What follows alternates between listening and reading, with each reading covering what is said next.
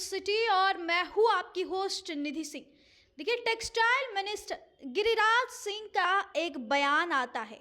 दरअसल 7 राज्यों में टेक्सटाइल पार्क के लिए राज्य को चुना जाता है, लेकिन बिहार से ही केंद्र में मंत्री गिरिराज सिंह बिहार को ही नहीं लेते हैं, टेक्सटाइल पार्क में नहीं चुना जाता है। तो वही पत्रकार जब सवाल पूछते हैं तो कहते हुए नजर आते हैं कि नेगेटिव सवाल मत पूछिए। इस मुद्दे पे सीधे बातचीत करेंगे। जेडीयू से प्रदेश प्रवक्ता हैं नवल शर्मा जी। कैसे देखते हैं सर, गिरिराज सिंह का इतने बड़े बयान आता है? गिरिराज सिंह बिहार से ही और केंद्र में मंत्री हैं।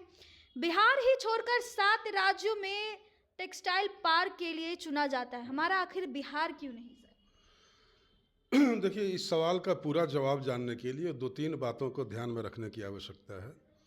पहली बात तो ये कि माननीय मुख्यमंत्री नीतीश कुमार जी को बिहार में जो विरासत मिली, उस विरासत में उद्योग धंधों की बिहार में कोई परंपरा नहीं थी। 2005 के बाद बिहार में उद्योग धंधों के विकास के लिए आधारभूत संरचना के निर्माण से लेकर तमाम तरह की सुविधाएं दी गई, तमाम तरह की सुविधाओं का विकास किया गया।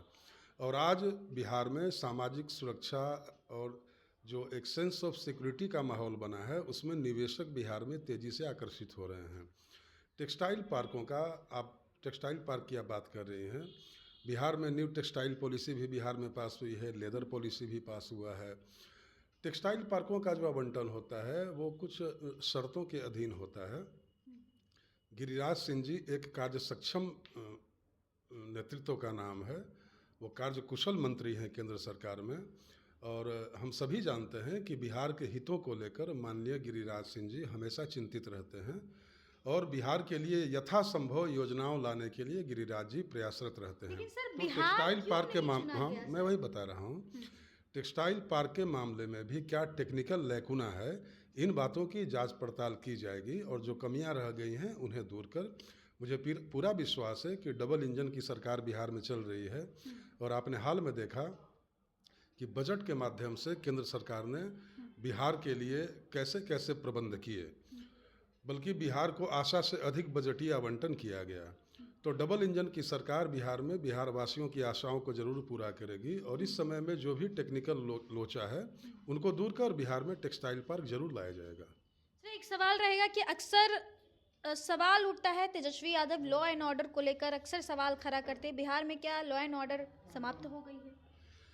देखिए, जिनका पूरा इतिहास बिहार में कानून व्यवस्था से खिलवाड़ कर रहा है, वो लोग अगर कानून व्यवस्था पर सवाल खड़ा करें तो ये इस सदी का सबसे बड़ा मजाक होगा। Law and order Lalu ji और तेजस्वी जी के पॉकेट में रहा करता है और नीतीश कुमार जी के राज में लॉ एंड ऑर्डर रोड पर, सड़कों पर प्रिवेल करता है। यही अंतर है। आज पूरे बिहार में सेंस ऑफ सिक्योरिटी का माहौल है। देखिए, लॉ एंड ऑर्डर पर हल्ला खड़ा करना इनकी मजबूरी है, इसलिए कि इनके जो भी समर्थक हैं, जो भी असामाजिक तत्व हैं, सारे तत्वों को इनके ज़माने में संरक्षण मिला हुआ था और अब उन लोगों की बिहार में कोई चल नहीं रही है। तो चल नहीं रही है तो ये हमारी सरकार पर दोषारोपण कर रहे हैं। बाकी नीतीश कुमार जी की USP he law and order है। नीतीश कुमार जी की पहचान किस बात से है? किसी जातीय समीकरण को लेकर है? नीतीश कुमार जी की पहचान गवर्नेंस को लेकर है, लॉ एंड ऑर्डर को लेकर है। तो सारे देश के लोग जानते हैं कि बिहार में पूरी तरह सुरक्षा का माहौल है। आप तो महिला हैं, कभी आपको रोड पर दिन में या रात में कभी डर लगता है? कभी भय का एहसास आपको होता है? बिल्कुल नहीं होता होगा। ये तो अपने जांच परख की चीज़ है। तो पूरे बिहार में सेंस ऑफ सिक्योरिटी का माहौल है, कहीं भी असुरक्षा की कोई बात नहीं है। तेजस्वी जी ये गैर जिम्मेवार विपक्ष की भूमिका निभा रहे हैं और सरकार पर बेसिर पैर का आक्रमण करते हैं, तो उन आक्रमणों का कोई जवाब मेरे हिसाब से बनता नहीं है।